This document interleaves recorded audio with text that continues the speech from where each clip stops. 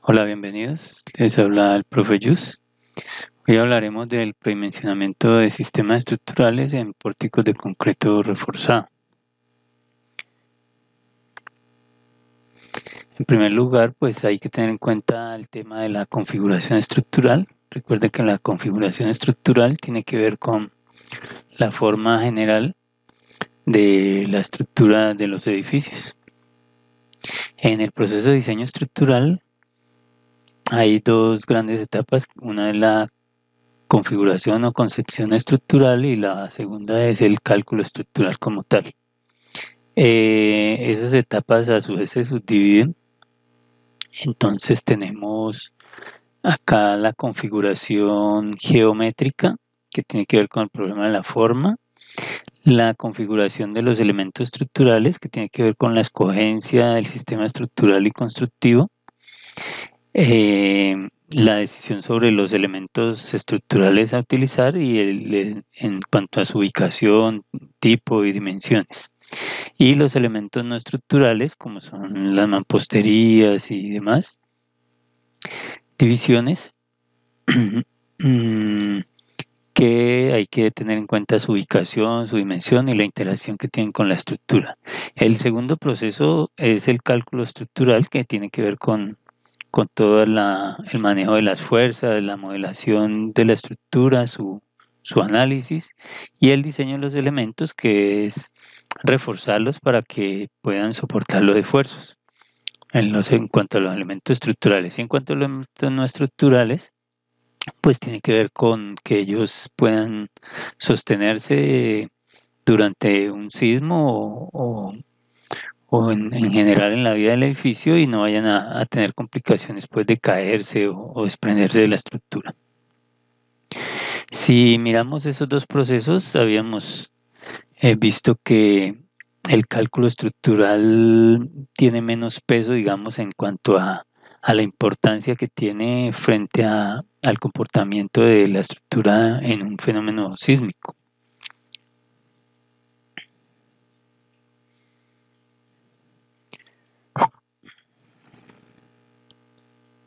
Bueno, ¿quién desarrolla cada etapa? Pues tenemos claro que la parte de configuración estructural, las decisiones de los arquitectos tienen mucho que ver en esa parte y los ingenieros más en la parte del cálculo, es decir, que los arquitectos se convierten en diseñadores estructurales cuando definen la forma del edificio, las proporciones, las dimensiones y los espacios que de alguna manera determinan el tipo de estructura que se va a utilizar. Tenemos dentro de la geometría en planta de una estructura formas sencillas de estructura, o sea, estas formas se consideran sencillas y adecuadas para realizar estructuras de edificios. Estas ya son plantas complejas que implican aberturas o retrocesos en las esquinas que generan problemas de torsión en las edificaciones.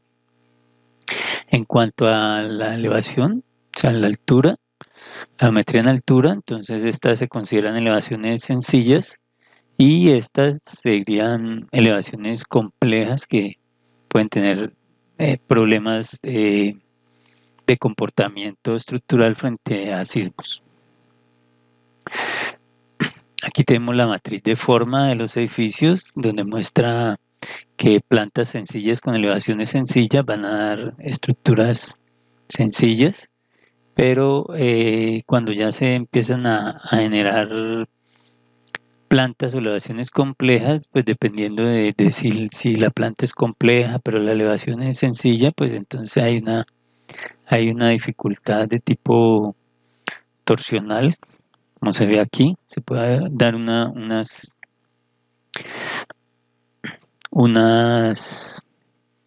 problemas torsionales, ¿cierto? Ya sea en planta o en altura, y si se combinan elevaciones complejas tanto en planta como en altura, entonces tenemos una estructura bien complicada desde el punto de vista sísmico, de su comportamiento sísmico.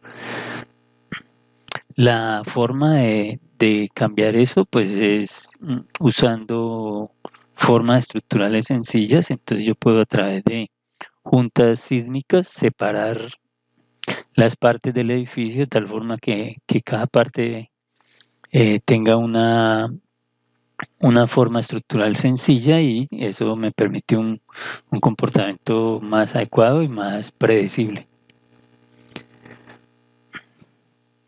¿Dónde utilizar juntas sísmicas? Entonces, se recomiendan estos 4 casos. Entonces, uno, cuando se tengan cambios de altura, o sea, en escalonamientos, entonces debe hacerse una junta en esta posición de aquí, ¿cierto? Separar los edificios. Cuando hay cambios de dirección en planta, entonces deben separarse, hacerse 2 estructuras rectangulares para formar esa T que tiene el edificio, tiene la forma del edificio. Cuando son estructuras demasiado largas, esbeltas, entonces en planta, entonces lo que se hace es que se espera que el lado corto de la estructura no sea más de, el lado largo no sea más de 3 veces el lado corto. Si se da eso, entonces se hacen juntas en los sitios en sitios para que esa proporción se cumpla. Cuando hay cambios de materiales o de sistemas constructivos o estructurales, entonces es bueno hacer la separación. Entonces tengo una parte del edificio en estructura metálica y una parte en concreto, entonces hago una junta ahí, no los pego estructuralmente, sino que hago una junta ahí, pues ya digamos como edificio, él sí tiene una continuidad pues entre ese par de estructuras, pero estructuralmente no. Aquí está, digamos, una planta en forma de cruz, y entonces se hacen las juntas en esos sitios para que tengamos 4 plantas estructurales sencillas. Y si fuera en una elevación, entonces se harían las juntas en estos sitios, ¿cierto? Para generar estructuras, digamos, con elevaciones sencillas en el edificio. Aquí está el ejemplo de una junta sísmica, ¿cierto? Esta es la cafetería de la Universidad del Valle, en Cali. Por aquí hay, en el edificio por dentro, aquí hay continuidad, hay paso de gente y de los carros con la comida, de la gente en la cafetería, hay normal paso aquí de un lado a otro, pero estructuralmente hay 2 estructuras ahí que conforman ese edificio.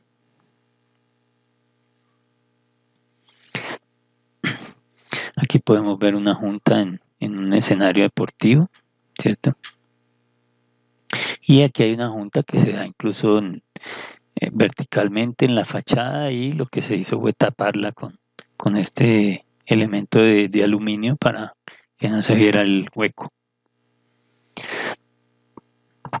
En cuanto a la separación sísmica, el cuánto colocar, entonces en la norma sismorresistente colombiana, en SR10, se puede ver esta tablita que se ha interpretado aquí con estos gráficos. Y entonces lo que se dice es que hasta 2 pisos no se hace separación. Digamos, cuando uno va a construir y el vecino ya hay una construcción existente, entonces uno debe dejar una separación de la edificación vecina por norma. Entonces esa separación, si los edificios son de 2 pisos, entonces no se hace separación. Si son de 3 pisos, pero las losas coinciden en altura, entonces no se hace separación.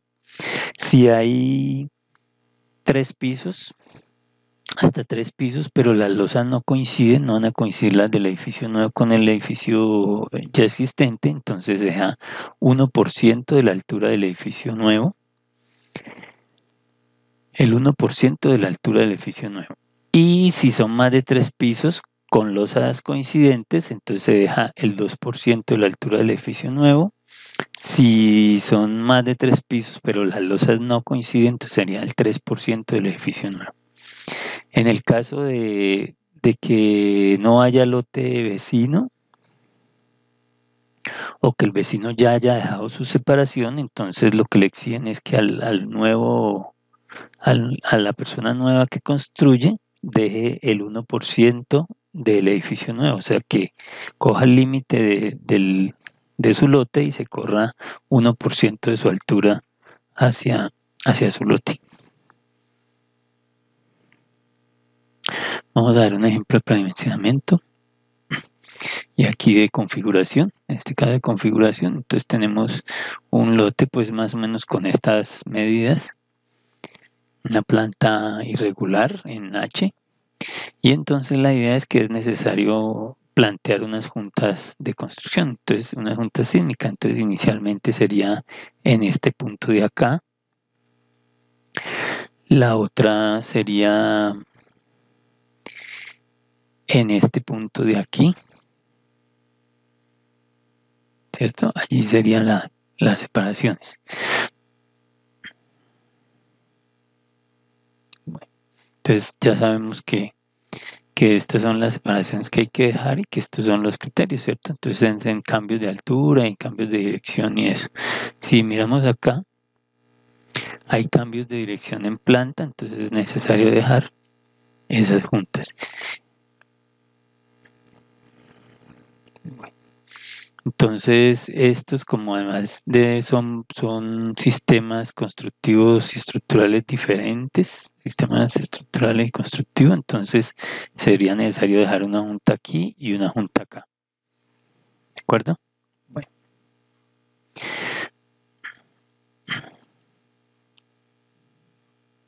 Igualmente, si uno mira las medidas de este bloque, ¿cierto? 63 por 18, si uno multiplica 18 por 3, eso le da 54 y este bloque tiene 63, entonces hay una relación de lado largo más de 3 veces el lado corto, entonces es necesario plantear otra junta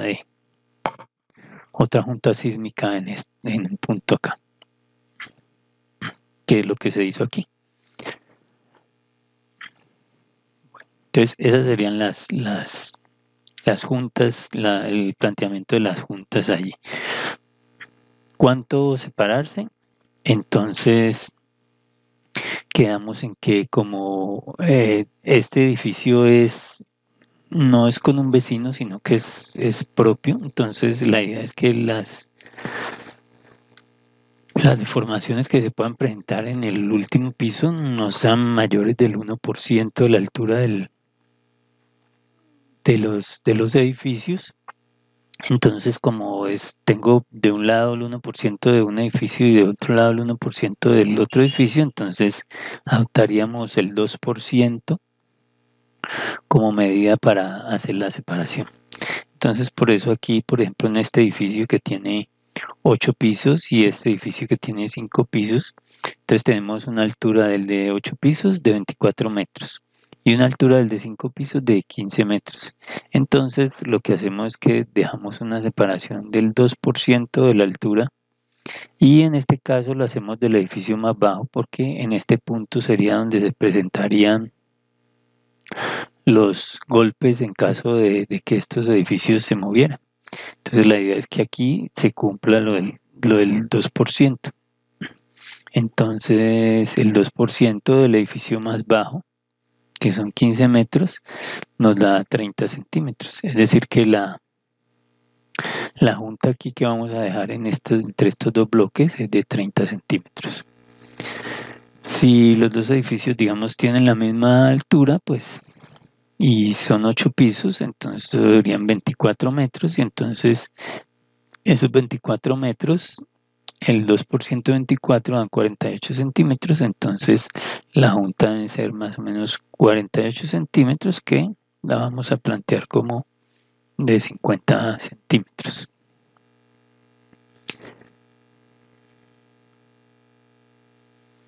Ahí está. Entonces, entre los edificios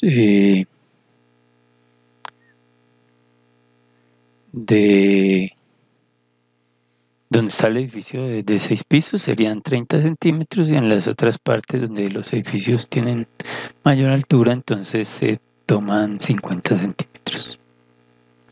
Esa junta pues debe ser, debe generarse ahí una especie de puente para permitir el paso en el edificio, ya en los acabados, pues en la parte ya acabada.